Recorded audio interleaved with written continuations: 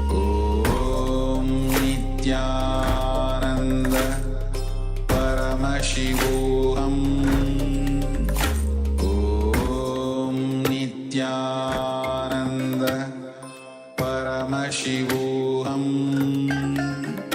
Om Nityananda Paramashivoham.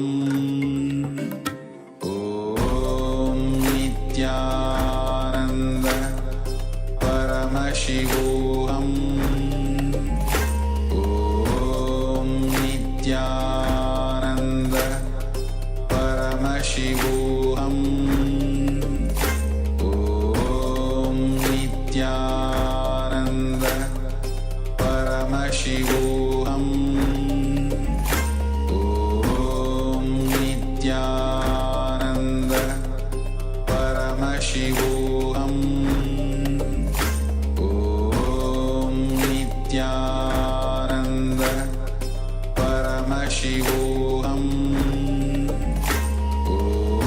Om Nityananda Paramashivoham. Om Nityananda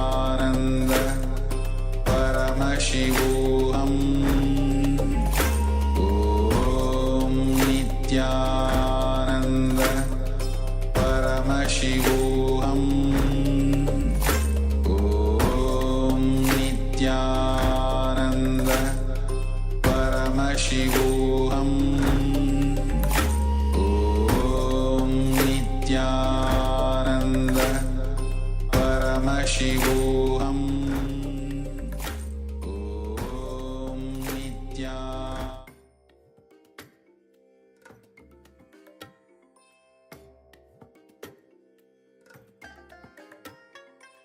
I bless you all. Let you all open all your three eyes and manifest the powers of Mahasadashiva. Om Nityananda Paramashivoham. Om Nityananda Paramashivoham.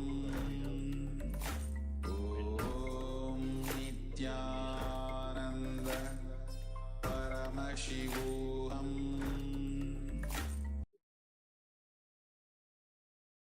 Sorry for the technical glitch. We are repeating the guidelines. Whatever is revealed from your third eye, what are the solutions you got for the problems? You can share whatever is revealed to you. You can share it in the Zoom chat.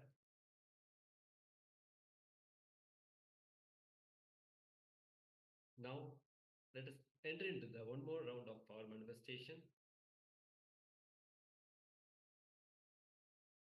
In this round, you are going to manifest the power for your partner. Any problem, please select the partner and ask the partner if they have any problems or what is the solution they are looking for. Internalize and ask Swamiji, Supreme Point of Hinduism, to reveal the solution for your partner in your third eye. Okay, now let's start the second round of power manifestation. You are going to manifest this power for your partner and you are going to reveal the solutions from your third eye. Please be seated with your head, neck and spine in straight line. Visualize Supreme Pontiff of Hinduism in your third eye.